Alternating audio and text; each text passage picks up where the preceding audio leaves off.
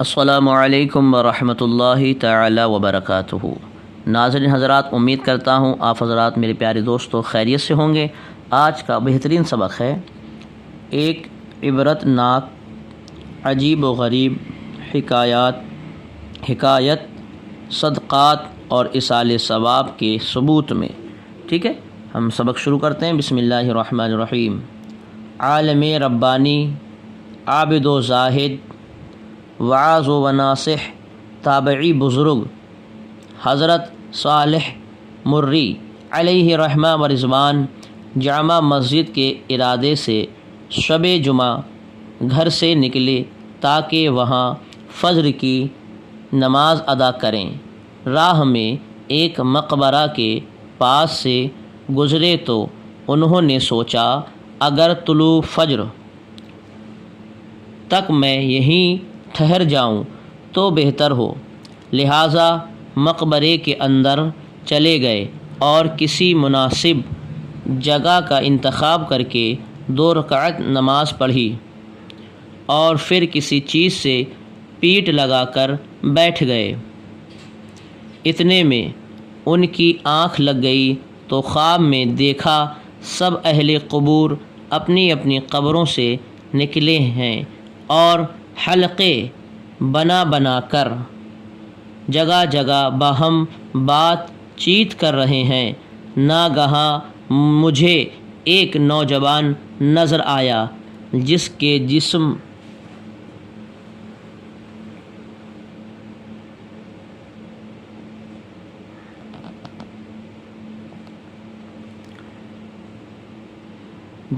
جسم پر میلے کچیلے کپڑے ہیں، وہ سب سے الگ غمگین صورت بنائے بیٹھا ہے۔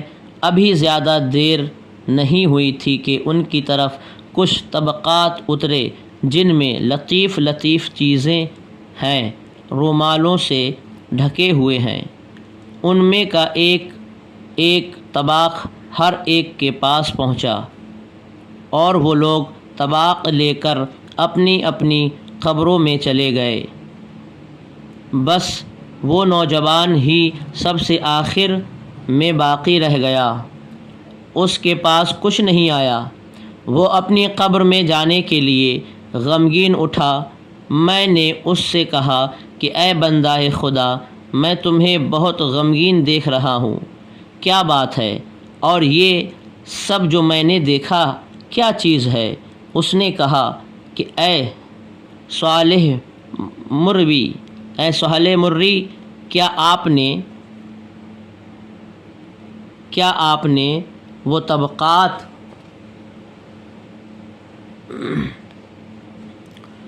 طبقات دیکھے؟ میں نے کہا ہاں۔ تو بتاؤ وہ طبقات کیا تھے، کیسے تھے؟ بولا وہ زندوں کی طرف سے اپنے مردوں کے لیے بھیجے ہوئے لطیف تحفے تھے۔ زندہ لوگ جب مردوں کی طرف سے خیرات کرتے ہیں اور ان کے لیے نیک دعائیں کرتے ہیں تو وہ سب بشکل تحائف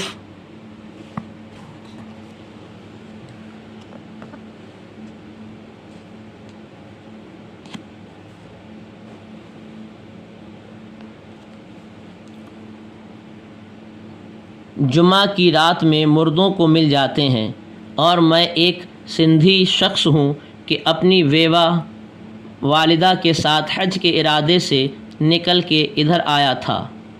جب شہر بصرہ پہنچا، وہاں میری وفات ہو گئی اور میرے بعد والدہ نے یہی بصرہ میں شادی کر لی اور اپنے شوہر کو نہیں بتایا کہ اس کا کوئی لڑکا تھا جو مر چکا ہے، اور میری ماں کو دنیا داری نے میری یاد سے غافل کر دیا ہے، اسی وجہ سے وہ یاد نہیں کرتی ہے، نہ ہونٹ ہلا کر نہ زبان چلا کر۔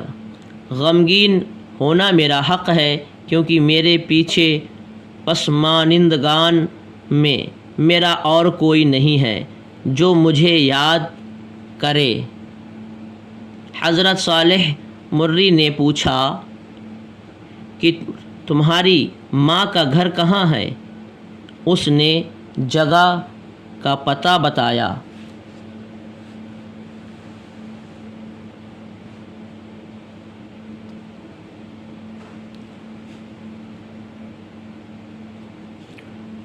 راوی کہتے ہیں جب صبح ہوئی اور میں اپنی نماز پڑھ چکا تو ادھر کا رخ کیا، جا کے اس کے گھر کا پتہ لگایا اور پوچھتے پوچھتے پہنچ گیا۔ دستک دے کر اندر آنے کی اجازت چاہی۔ میں نے کہا دروازے پر صالح مری آیا ہے۔ عورت نے اجازت دے دی تو میں اندر پہنچا اور میں نے آہستہ سے کہا کہ میں پسند کروں گا کہ میری اور تمہاری گفتگو اور کوئی شخص نہ سن سکے، تو میں بڑھ کے اس کے قریب ہو لیا، حتیٰ کہ میرے اور اس کے درمیان بجز لٹکے ہوئے پردے کے اور کوئی چیز حائل نہ تھی۔ میں نے کہا اے عورت، اللہ کی تجھ پر رحمت ہو، یہ بتا کیا تیرا کوئی بچہ ہے؟ اس نے جواب دیا نہیں۔ تو میں نے کہا کیا پہلے تھا کوئی بچہ؟ یہ سن کر اس نے ایک لمبی ٹھنڈی سانس بھری اور پھر بولی میرا ایک جوان لڑکا تھا۔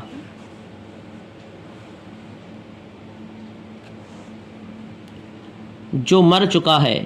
تو میں نے اس عورت کو خواب کا پورا قصہ سنایا۔ سن کر وہ رونے لگی، اتنا روئی کہ آنسو ٹپ ٹپ گرنے لگے۔ بولی اے حضرت، وہ میرا بیٹا تھا، میرے قلب و جگر کا ٹکڑا تھا، اس کے لیے میرا پیٹ ظرف بنا تھا اور میرے پستان اس کے لیے چسکی تھے اور میری گود اس کے لیے کنڈلی جائے سکون تھی۔ اس عورت نے مجھے 1000 درہم دیے اور کہا کہ یہ درہم آپ میرے پیارے میری آنکھ کے تارے پر تصدق کر دیں، یا اب بقیہ زندگی بھر اس کو نہیں بھولوں گی، دعا و خیرات کے ساتھ یاد رکھوں گی۔ راوی کہتے ہیں کہ میں نے وہاں سے آ کے وہ درہم خیرات کر دیے۔ پھر جب دوسری شب جمعہ آئی تو میں جمعہ کے ارادے سے جامع مسجد کے لیے چلا۔ راہ میں اسی مقبرے پر گزر اور وہاں 2 رکعت نماز پڑھ کے پیٹ لگا کے بیٹھ گیا۔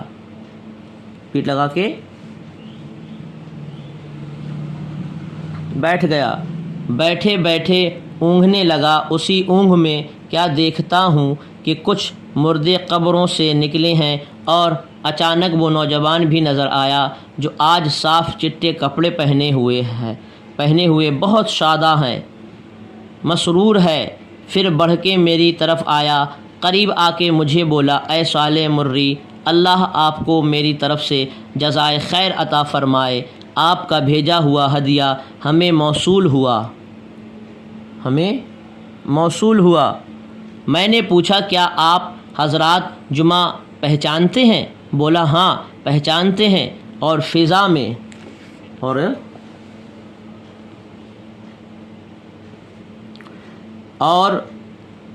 فضا میں اڑنے والے پرندے بھی روز جمعہ کی شناخت رکھتے ہیں۔ جب جمعہ کا دن آتا ہے تو کہتے ہیں کہ اس نیک دن کو سلام، یعنی اس بات سے یہ پتہ چل گیا کہ مردوں کو ہر دن کی خبر رہتی ہے، پرندوں کو بھی خبر رہتی ہے۔ بہرحال اگر آپ کو یہ واقعہ پسند لگا ہو، اور میرا مقصد یہی رہتا ہے کہ آپ کو کچھ دینی معلومات حاصل ہو جائے اور آپ کو اردو بھی پڑھنا آ جائے، تو ایک ساتھ دونوں کام ہوتے رہیں گے، اردو بھی آپ کو پڑھنا آتا رہے گا اور دین کی جانکاری بھی ہوتی رہے گی۔ تو اگر آپ اردو پڑھنا چاہتے ہیں اور کچھ علم سیکھنا چاہتے ہیں تو ہمارے چینل چمن اردو کو سبسکرائب ضرور کریں، بیل آئیکن یعنی گھنٹی کے بٹن کو ضرور دبائیں تاکہ روزانہ ایک نیا سبق شام کو آپ حضرات کی خدمت میں پہنچتا رہے۔ تب تک کے لیے خدا حافظ۔